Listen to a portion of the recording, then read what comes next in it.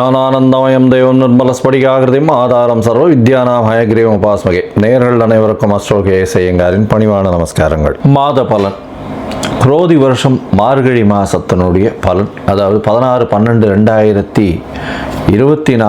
13/1/2025 வரை உண்டான காலகட்டத்திற்கு என்னென்ன பலன்கள் மேஷம் முதல் மீனம் வரை அப்படின்னு பார்க்கலாம். அதற்கு முன்னாடி இந்த மாதத்தில் வரக்கூடிய கோள்சாரம் என்ன, கோள்களின் மாற்றங்கள் என்னென்ன இந்த மாதத்தில், அது தவிர இந்த மாதத்தில் வரக்கூடிய விசேஷங்கள் என்னென்ன அப்படின்றதையும் பார்ப்போம்.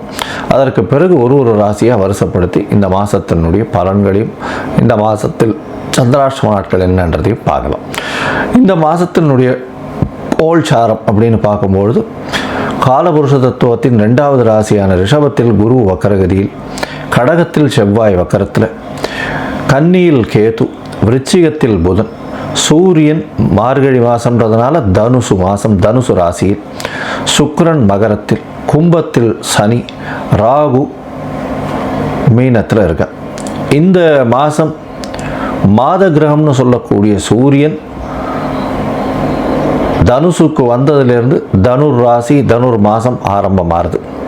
அதாவது நம்ம சௌரமான மாதங்கள்ன்றதை கொண்டு நம்ம அதில் அந்த வழக்கத்தை வச்சுட்டு இருக்கோம். சந்திரமான மாதம் சௌரமான மாதம்னு இருக்குது. இது சௌரமான மாதத்தை இது பழக்கத்தில் கொண்டு வர்றதுனால சூரியன் ஒரு ராசியிலிருந்து மற்றொரு ராசிக்கு செல்றதை சௌரமான மாதம்னு சொல்லுவோம். ரிச்சிகத்திலிருந்து தனுசுக்கு சூரியன் வர்றதை தனுர் மாதம் அப்படின்னு சொல்லி நம்ம மார்கழி மாதம் குரோதி வருஷத்தை ஆரம்பிக்கிறோம். இந்த 30 நாட்களில் பார்த்தாலேயானால் சுக்கிரன் மாறுறார். 30/12/2024 அன்னைக்கு மகரத்திலிருந்து கும்பத்திற்கு சுக்கிரன் மாறுறார். அது தவிர புதன் 1/1/2025 அன்னைக்கு விருச்சிகத்தில் இருக்கக்கூடிய புதன் தனுசுக்கு போகிறார்.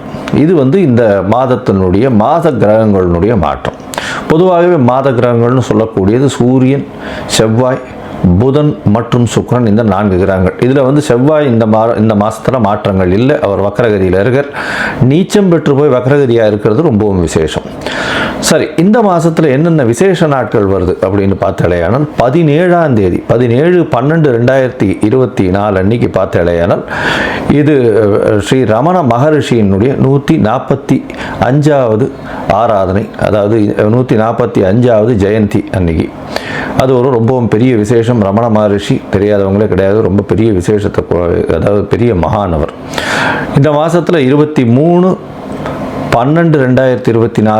24/12/2024, 22/12/2024 இந்த 3 நாட்களும் பார்த்தாலேயானால் பொதுவாகவே அஷ்டகா அன்வஷ்டகான்னு சொல்லுவாள். அதாவது தேய்பிரையில் வரக்கூடிய சப்தமி, அஷ்டமி, நவமி, மார்கழி மாதம், தை மாதம், மாசி மாதம், பங்குனி மாதம், இந்த 4 மாதங்களும் தர்ப்பணம் பண்ணுறது ரொம்பவும் வசதி. அஷ்டகா அன்வஷ்டகான்னு சொல்லுவாள். பொதுவாகவே ஒரு வருஷத்துக்கு 96 நாட்கள் நம்மளுடைய பித்திருக்களுக்கு தர்ப்பணம் கொடுக்கணும்னு சொல்லியிருக்கு. அதில் இந்த மார்கழி மாதத்திலிருந்து மார்கழி, தை, மாசி, பங்குனி இந்த 4 மாதம் 3 நாள் சப்தமி, அஷ்டமி, நவமி, அதாவது தேய்பிரையில் வரக்கூடியது அதை கொடுக்கறது மூலியமாக 12 நாட்கள் இது அஷ்டகா அன்வஷ்டகாவினுடைய தர்ப்பணங்கள்னு சொல்லுவாள். இதுக்கு உண்டான மேலும் சிறப்புகள் உங்களுடைய வைதிகர்களை கேட்டு தெரிஞ்சுக்கோங்க.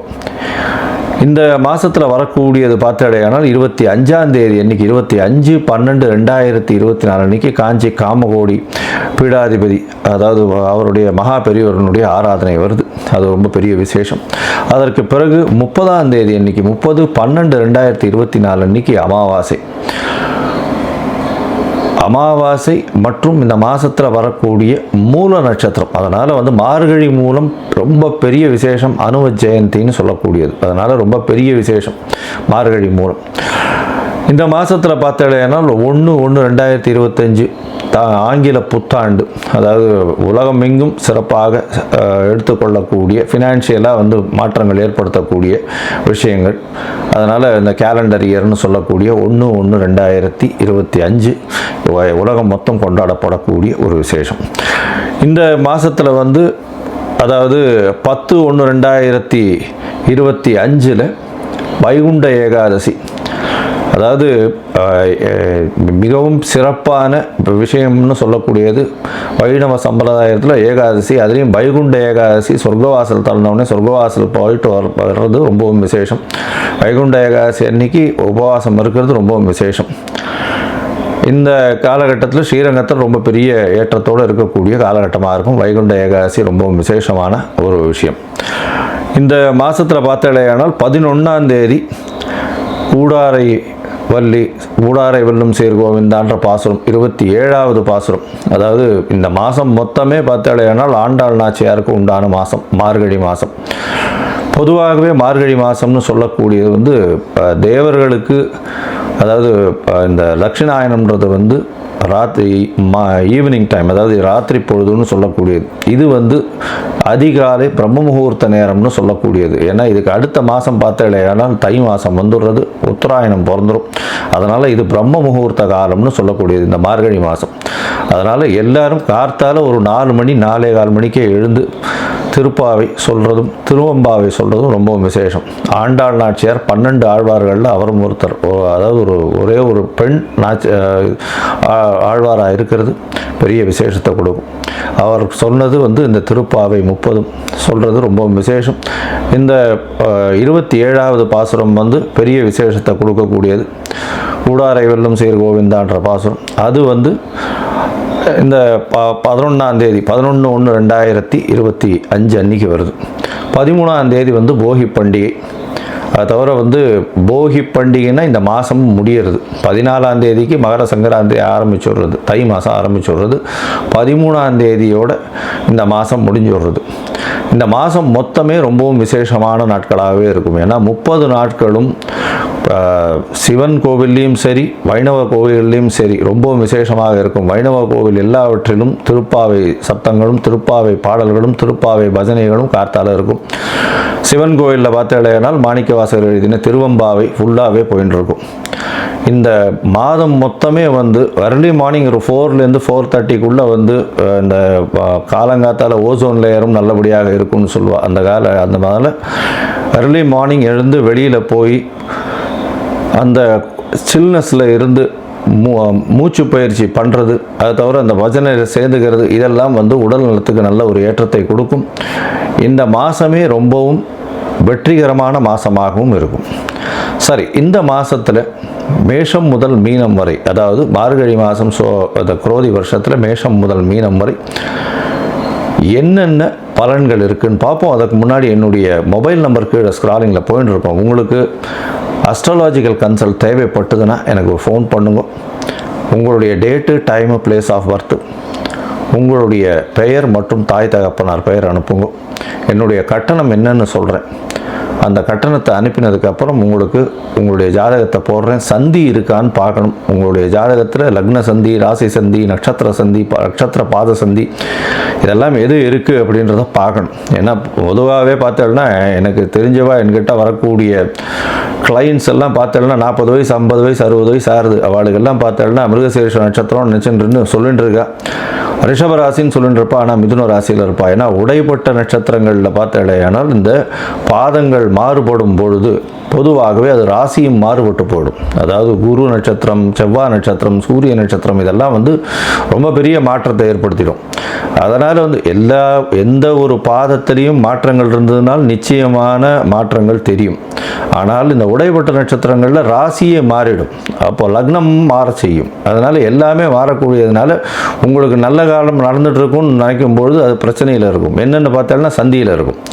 அதனால் முதல்ல உங்களுடைய டைம் ஆஃப் பர்த்தை போட்டு சந்தி இருக்கான்றதை முதல்ல குறித்ததுக்கு அப்புறம்தான் உங்களுக்கு ஜாதகத்தை போட்டு அதற்கப்புறம் அப்பாயின்மெண்ட் உங்களோட பேசுகிறேன். என்ன எளிய பரிகாரம் அப்படின்றதையும் சொல்கிறேன். சரி, இப்போது மேஷம் முதல் மீனம் வரை குரோதி வருஷம் மார்கழி மாதம் எப்படி இருக்குன்னு ஒன்று பார்க்கலாம். கன்னி, உத்தரம், ஹஸ்தம், சித்திரை இந்த 3 நட்சத்திரம் 9 பாதங்களை கொண்ட ராசி. ராசியின் அதிபதினு சொல்லக்கூடிய ஒரு புத பகவான் உங்களுடைய ராசிக்கு பார்த்தோம்னா 3ஆம் இடத்துல புதன் இருக்கார். 3ஆம் இடத்துல இருக்கக்கூடிய, அதாவது 3ஆம் இடத்துல புதன் தனிச்சு இருக்கிறது பெரிய விசேஷம். அது தனித்த புதன் ஒரு மிகப்பெரிய சுவர்னு சொல்லக்கூடியது. அதை தவிர வந்து வக்கர குருவினால் பார்க்கப்படுறது பெரிய ஏற்றத்தை கொடுக்கக்கூடிய காலகட்டம். இந்த மாதம், அதாவது குரோதி வருஷம் மார்கழி மாதத்தை பொறுத்தவரையிலும் 16/12/2024 13/1/2025 வரை உண்டான காலகட்டம். இந்த காலகட்டத்தில் பார்த்தீங்கன்னா உங்களுடைய ராசியிலேயே கேது பகவான் உடல் நலத்தில் சற்று பின்னடைவு இருக்கக்கூடிய காலகட்டமாக இருக்கும். உடல் நலத்தில் ஜாகிரதையாக கான்சன்ட்ரேட் பண்ணுறது ரொம்பவும் நல்லது. உங்களுடைய ராசிக்கு 3ஆம் இடத்துல புதன் எழுத்து பணியில் இருக்கிறவர்களுக்கு நல்ல ஒரு ஏற்றம். 3ஆம் அதிபதி 8ஆம் அதிபதினு சொல்லக்கூடிய செவ்வாய் பகவான் 11ஆம் இடத்துல போய் 11ஆம் இடத்துல இருக்கார். 3ம் அபோகுலி ஸ்தானமாக சொல்கிறது. மறைந்த இடத்தின் அதிபதி இன்னொரு மறைவிடத்தில் போய் இருக்கிறது பெரிய ஏற்றம். அதை தவிர வந்து செவ்வாய் நீச்சமாகி அங்கே வந்து வக்கரகதி அடைகிறது பெரிய ஏற்றத்தை கொடுக்கக்கூடியது. இதன் மூலியமாக பார்த்தடையானால் உங்களுக்கு ஒரு பெரிய ஏற்றம், திடீரென்று வெளிநாடு போக வேண்டிய காலகட்டமாகவும் அமையும். கட்டாயம் வரக்கூடிய வாய்ப்புகள் உண்டு. தொழிலில் அபரிமிதமான ஏற்றம் இருக்கக்கூடிய காலகட்டமாக அமைய போகிறது. இந்த வாரம் உங்களுடைய ராசிக்கு 4ஆம் இடத்துல சூரியன், அதாவது உங்களுடைய 12ஆம் அதிபதி 4ஆம் இடத்துல இருக்கிறது மூலியமாக படிக்கக்கூடிய குழந்தைகளுக்கு பெரிய ஏற்றத்தை கொடுக்கக்கூடிய காலகட்டம். அதை தவிர பார்த்தடையானால் உங்களுக்கு புதிய வீடு மனை வாங்கக்கூடிய பாக்கியம் நிச்சயமாக வரும். இந்த புதன், அதாவது இந்த கன்னியா ராசியில் இருக்கக்கூடிய தரகர்கள், இடைத்தரகர்கள், அதாவது காசு முதல் போடாமல் வியாபாரம் செய்யக்கூடிய இடைத்தரகர்கள்னு சொல்லக்கூடியவர்கள், அவர்களுக்கு பெருத்த லாபம் கிடைக்கக்கூடிய காலகட்டமாக அமைய போகிறது. ராசிக்கு 5ஆம் இடத்துல வந்து சுக்கிர பகவான், உங்களுடைய ராசிக்கு 2, 9 அதிபதி அப்படின்னு சொல்லக்கூடியவர் சுக்கிரன் 5ஆம் இடத்துல போய் இருக்கார். 5ஆம் இடத்துல இருக்கிறது ரொம்ப விசேஷம். பெரிய ஏற்றத்தை கொடுக்க போகிறார். குழந்தைகள் மூலியமாக பெரிய ஏற்றம் கிடைக்கக்கூடிய காலகட்டம். இதை தவிர பார்த்தீங்கன்னா உங்களுக்கு புத்திர பாக்கியம் ஏற்படக்கூடிய காலகட்டமாகவும் அமைய போகிறது. ஏன்னா குருவின் பார்வையும் இந்த 5ஆம் இடத்துல இருக்குது. 5ஆம் இடத்துல சுக்கிரனும் இருக்கார். குடும்பத்தில் நல்ல ஒரு சந்தோஷமான நிகழ்ச்சி நடக்கக்கூடிய காலகட்டமாக அமைய போகிறது. இந்த மாதம் உங்களுடைய ராசிக்கு 6ஆம் இடத்துல சனி பகவான் இருக்கார். சனி 6ஆம் இடத்துல இருக்கிறதுனால எல்லா விதமான எதிரிகளையும் வெல்லக்கூடிய வாய்ப்புகள் உண்டு. போட்டித் தேர்வில் எல்லாமே வெற்றி பெறக்கூடிய வாய்ப்புகள் நிச்சயமாக உண்டு. போட்டித் தேர்வில் சிறு சிறு பிரச்சனைகள் வந்தாலும் அதில் நிச்சயமான வெற்றி உங்களுக்கு வந்தே தீரும். உங்களுடைய ராசிக்கு சப்தமத்தில் இருக்கக்கூடிய ராகு பகவான் மூலியமாக வெளிநாட்டவர், வெளி மதத்தினர் மூலியமாக நல்ல ஒரு ஏற்றம் கிடைக்கக்கூடிய காலகட்டமாக இந்த மாதம் அமைய போகிறது. இந்த மாதத்தில் பார்த்தீங்கன்னா உங்களுடைய ராசிக்கு 9ஆம் இடத்துல இருக்கக்கூடிய குரு வக்கரகதியில் இருக்கார். அதாவது உங்களுடைய ராசிக்கு 4, 7 அதிபதினு சொல்லக்கூடியவர் 9ஆம் இடத்துல வக்கரகதியில் இருக்கார். இதன் மூலியமாக பார்த்தீங்கன்னா உங்களுக்கு அதாவது திடீர்னு வரக்கூடிய பணங்கள் சற்று பின்னடைவு ஏற்படுத்தக்கூடிய வாய்ப்புகள் உண்டு. இருந்தாலும் இந்த மாத கடைசியில் உங்களுக்கு ஒரு பெரிய ஏற்றத்தை கொடுத்து விட்டு போகக்கூடிய வாய்ப்புகள் நிச்சயமாக உண்டு. இந்த மாதத்தில் உங்களுடைய ராசியின் அதிபதியான, அதாவது புதன், உங்களுடைய ராசிக்கு 3ஆம் இடத்துலேருந்து 4ஆம் இடம் போகிறார். 1/1/2025 அன்னைக்கு 4ஆம் இடத்துல புதன் சூரியன் சேர்க்கை. இதன் மூலியமாக மிகப்பெரிய ஏற்றம் கிடைக்கக்கூடிய காலகட்டமாக அமைய போகிறது. இந்த காலகட்டத்தில் பார்த்தீங்கன்னா படிக்கக்கூடிய மாணவர்களுக்கு பெரிய ஏற்றம் கிடைக்கக்கூடும். அதாவது வெளிநாட்டுக்கு போகணுன்னு பார்த்துட்டு இருக்கவாளுக்கு நல்ல ஒரு மாற்றங்கள் கிடைக்கக்கூடிய காலகட்டமாக அமைய போகிறது. உங்களுடைய ராசிக்கு 5ஆம் இடத்துல இருக்கக்கூடிய சுக்கிரனும் 6ஆம் இடத்துக்கு போகிறார். அதாவது 30/12/2024 அன்னைக்கு உங்களுடைய ராசிக்கு பார்த்தாலேயானால் 5ஆம் இடத்துல இருக்கக்கூடிய சுக்கிர பகவான் 6ஆம் இடத்துக்கு போகிறார். இது ஒரு பெரிய ஏற்றத்தை கொடுக்கக்கூடிய காலகட்டம். சனியும் சுக்கிரனும் 6ஆம் இடத்துல இருக்கார். புதுசாக கடன் வாங்குறதும், அதாவது நிலம் விற்கிறது, இந்த மாதிரியான விஷயங்களில் உங்களுக்கு சக்ஸஸ்ஃபுல்லாக அமையும். பொதுவாகவே இந்த மாத கிரகங்கள் அப்படின்னு சொல்லக்கூடியது வந்து சூரியன், செவ்வாய், புதன் மற்றும் சுக்கிரன், இந்த 4 கிரகங்களும் சொல்கிறோம். இந்த 4 கிரகங்கள் வந்து இந்த மாதத்தில் வந்து மாற்றங்களை ஏற்படுத்தக்கூடிய வாய்ப்புகள் நிச்சயமாக உண்டு. படிக்கக்கூடிய மாணவர்களுக்கு நல்ல ஏற்றம், எடுத்த தொழிலில் நல்ல ஒரு வெற்றி கிடைக்கக்கூடிய வாய்ப்பு. உங்களுடைய தொழில் ஸ்தான அதிபதியான புதனும் 4ஆம் இடத்துல இன்னொரு கேந்திரத்தில் அமையறதன் மூலியமாக உங்களுக்கு சுகங்கள் அதிகரிக்கும். புதிய வீடுமனை வாங்கக்கூடிய பாக்கியத்தை கொடுக்கும். வீடுமனையின் மூலியமாக நல்ல ஒரு ஏற்றமான செய்தியும் பெரிய ஏற்றம், அதாவது தொழில் வளர்ச்சியும் கிடைக்கக்கூடிய காலகட்டம். தொழிலில் அதீதமான லாபம் கிடைக்கக்கூடிய காலகட்டம். பண வருமானத்திற்கு பஞ்சம் இருக்காது. அதோட உங்களுடைய ராசிக்கு பார்த்தோன்னா தந்தைக்கு உடல் நலத்தில் நல்ல ஒரு ஏற்றம் இருக்கும். தாயின் உடல் நலத்தில் நல்ல ஒரு மாற்றங்களும் ஏற்றங்களும் இருக்கக்கூடிய காலகட்டமாக இருக்கும். மொத்தத்தில் பார்த்தோன்னா இந்த மாதம் மொத்தமே நல்லபடியாக இருக்கக்கூடிய காலகட்டம். இருந்தாலும் இந்த மாதத்தில் சில நாட்களை தவிர்க்கணும்னு சொல்கிறோம். அது சந்திராஷ்டம நாட்கள். இந்த சந்திராஷ்டம நாட்கள் அப்படின்றது வந்து உங்களுடைய ராசிக்கு 7/1/2025 9/1/2025 வரலும் உண்டான நாட்களை சந்திராஷ்டம நாட்கள்னு சொல்கிறோம். உங்களுடைய ராசிக்கு 8ஆம் இடத்துல சந்திர பகவான் மறையக்கூடிய காலகட்டத்தை சந்திராஷ்டமம்னு சொல்கிறோம். அதனால் புதிய முயற்சி வேண்டாம், வெளிநாடு வெளியூர் வெளிமாநில பிரயாணம் வேண்டாம்னு சொல்கிறோம். ஒருவேளை பண்ண வேண்டிய கட்டாயத்தில் இருந்தீங்கன்னா சந்திர பகவானுக்கு உண்டான எளிய பரிகாரம்னு சொல்லக்கூடிய பசும்பால் அருகில் இருக்கக்கூடிய சிவன் கோவிலில் கொடுத்துட்டு போகிறதன் மூலியமாக சந்திராஷ்டமத்தின் தாக்கம் நிச்சயமாக குறையும். இந்த மாதம் நீங்கள் வழிபட வேண்டிய